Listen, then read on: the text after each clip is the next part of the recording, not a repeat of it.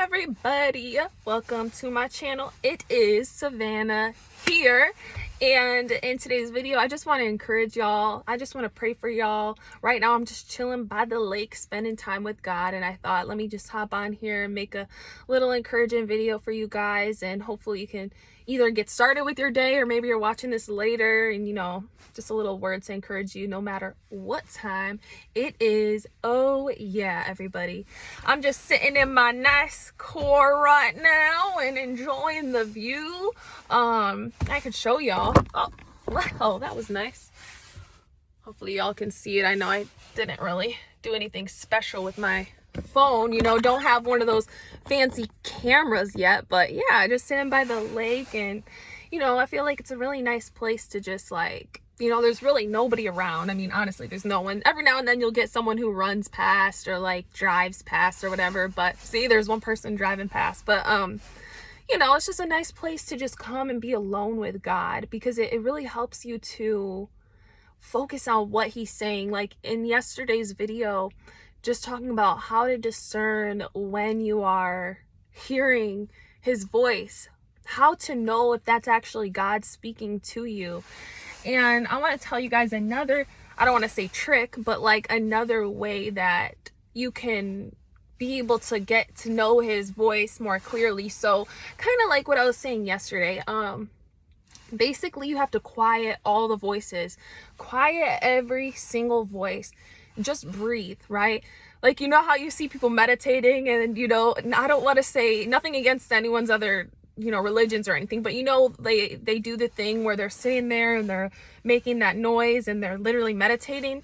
Well, we meditate in our religion, but it's not exactly the same as that, right? So if I'm not mistaken, they empty their minds completely, right? I could be wrong. I haven't studied their religions like that, but I do want to, of course, because it's good to know about other people and their cultures and everything. So that way we're not, it's always just good to know, right? You don't want to not know and then just, I don't want to say sound dumb, but you know what I mean?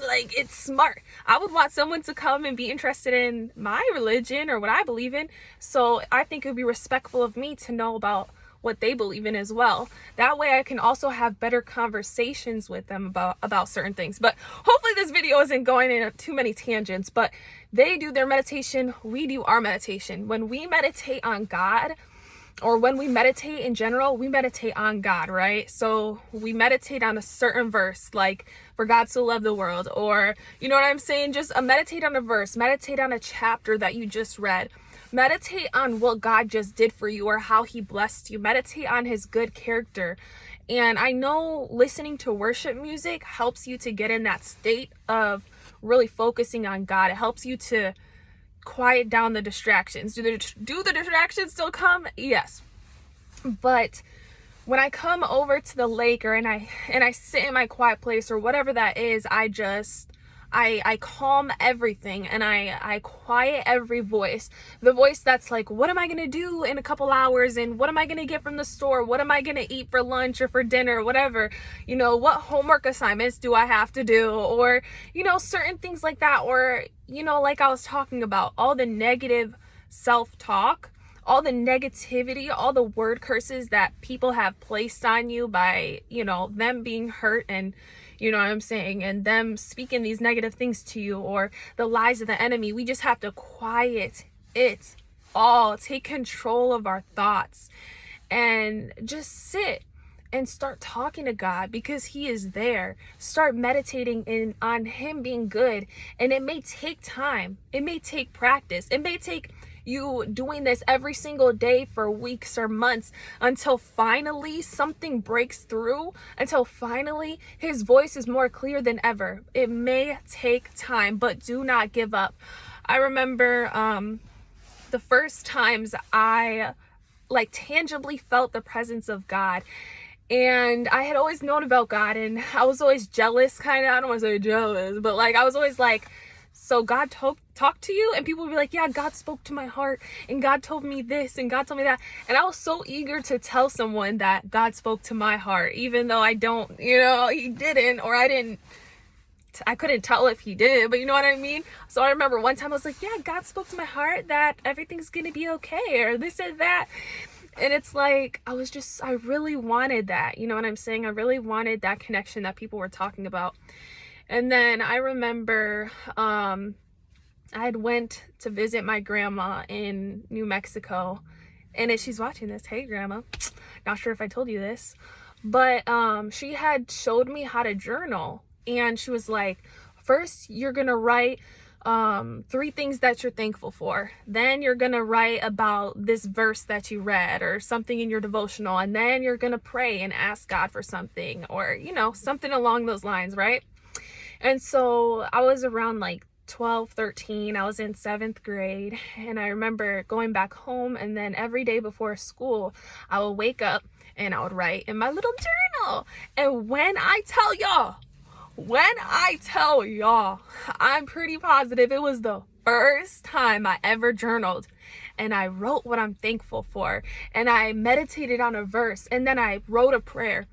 After I was done with that, I felt so much peace, y'all. It doesn't even make sense, because I remember I would always be anxious and fearful and all this stuff before going to school. I would, you know, walk to my bus stop, wait at my bus stop, and I would just always be nervous. You know what I'm saying? Always be anxious, always be on edge. And like when I tell you always, y'all. And so when I started doing that, I kid y'all not, the pen barely hit the paper. And I began to feel the presence of God because I started to focus on Him and not allow distractions to stop me. And I would literally feel so much peace. I remember just looking down at my feet as I'm walking to the bus stop and tangibly feeling lighter, looking at my feet, be like, the ground is like a cloud. Like I am on cloud 9. I feel happy. I feel peaceful. And it doesn't even make sense because my situation doesn't match up, but I feel peaceful. And I remember doing that every day, right? And then I remember slowly I just stopped. I went into 8th grade. I went into 9th grade. I continued in high school. And of course I called myself a Christian. Of course I said I love God. And I would go to church, you know, every now and then. I would read my Bible here and there. I was trying to just finish the Bible. But my personal relationship with God was not where it should be. I wasn't praying and having that close connection. And so I stopped feeling that peace, that tangible peace. There were moments though when I'd be on an airplane where I would feel peace and I would listen to my worship music, and it was simply because I was afraid to be on an airplane and I'd be praying, but God is so gracious and good enough that He was still with me on those airplanes. You know what I'm saying? And I would just feel His peace. I'd be like, yeah buddy, I'm riding with God in this plane and He's with me. But God knew that I would be kind of far from Him in those times, right? And so when I had graduated high school and I came back home, for the first time ever, I started just suffering more, okay, y'all, more. So I kind of started feeling a little bit depressed my senior year because I was like, I don't really know what I'm going to do after this. I don't know if I'm going to go to college, what I'm going to go for. And I feel almost like a failure in a sense because I thought I was going to be doing other things. And sometimes God switches up our plans and guides you in a different direction. And so I started to feel a little bit depressed. But when I had graduated, came back home, that's when more depression really hit. And I began to feel numb, you know.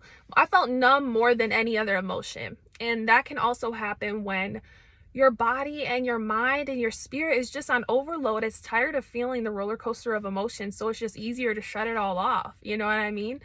And I wasn't listening to the best music. I wasn't watching, you know, the best shows. I wasn't sticking to the status quo of God. But I remember just being done with it. I was like, you know what, God? I'm done with feeling like this. I am desperate for you. So I began doing this devotional and writing in my journal again. It was a 40-day, you know, challenge or whatever you want to call it. After 40 days, I still didn't feel God. And I noticed that I wasn't even like as focused. I was still distracted. So I'm like, okay, that makes sense because I was kind of distracted. But then I was like, let me really go a step further. And I began taking my Bible, taking my journal, driving out to the lake where I'm at right now. And I would just really sit, read, and be quiet. Quiet all the voices, like I was saying, earlier in this video. Just quiet all the voices and actually focus. Say, God, I'm not getting out of this car till you show up. I'm not getting out of this car till you give me peace in this situation. Until you give me peace that surpasses all understanding. Because right now, my situation doesn't make sense. Right now, God, I'm suffering. I'm going through depression. I'm going through anxiety. I'm going through these mental health issues. I'm going through finance issues. I'm going through family issues. I don't know what you want to do with me, God. I thought I was going to be somewhere else in life, and here I am.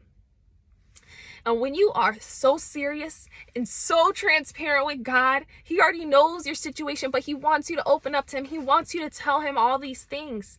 So when you do that, when you open up to God and you pour out your heart to Him, surely He will open the door. When you cry out to Him and literally you just say, I can't do it, God. I'm not strong enough. That's all you got to do is just be weak in front of Him. Be depressed in front of Him. Be anxious in front of Him. Be fearful in front of Him. Be sad. Be heartbroken in front of God. Because He wants to hold you. He's your Heavenly Father. That is what He's there for. He wants you to be vulnerable with Him so that He can pick you up and build you up. If you never admit your vulnerability, how else can He build you back up again? That it's reminded me of like the 4 steps of like grief, or the 4 steps of like addiction. Isn't the first thing like acceptance or knowing, you know what I mean? Or like, you know how they say, oh, there's denial, and then there's this, and then there's this. It's like, I'm telling you, it's a major key. Show your vulnerability to Him. He already knows. He created you. Every situation in your life is orchestrated to help you. But if you keep yourself in that victim mindset, it will never help you. That's why your mindset is so powerful. So get out of that victim mindset and be vulnerable. You can say, God, I feel like a victim. God, I feel like everyone's coming at me. God, I'm tired of this abuse, or I'm tired of being sick. I'm tired of being depressed. I'm tired of this situation. And once you do that, He will pour back into you. He will tell you that you are fearfully, wonderfully, and uniquely made. He will tell you that He is going to heal you because He's your healer. He will tell you that He's going to provide for you because He's your provider. Does that mean your life is going to be perfect and you're going to have $1 million in your bank account the next day? It might not happen like that, but I can assure you it's going to start happening. Money will start coming to you if you need it, because He gives you what you need. If you need healing, you're going to start to notice your body feels different because you're not speaking negatively. If that's even a word, negatively. You're not going to be speaking negatively. Y'all, I have my own English language. If you're new to this channel, I just say my own words. But y'all, you're going to start to notice you feel different physically too. Like I want to say your skin clears up, but as you can tell, that cherry Coke I drank, it's right there. That chocolate I ate, it's right there. So your skin might clear up, but if you decide to go back to your old ways, it might show up. But you'll notice you have a different glow to you. You'll notice you start to have less of a foggy mind. You'll notice that addiction no longer has any power over you because you are now treating your body as a holy temple. You'll notice certain things start to change with you. And when you start to grow in your relationship with God, you'll start to see your prayers being answered in a different way because you and God are locked in. He starts speaking to you in different ways. You're like, oh God, I see what you did there. Like, once you continue to grow your relationship and you get closer with God, that's when you start to see more things happen.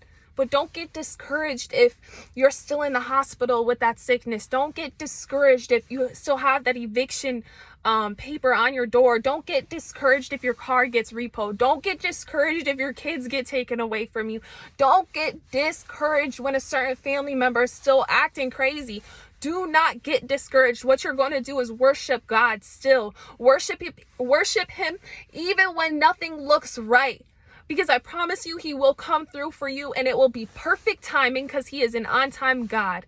And it will be in a way that you would have never imagined. You know how people say God works mysteriously? He does. When I tell you he makes a way when there is no way, when logically and statistically it doesn't make sense, that's when he shows up. Because if it all made sense, how would God be in that picture? It would have just made sense.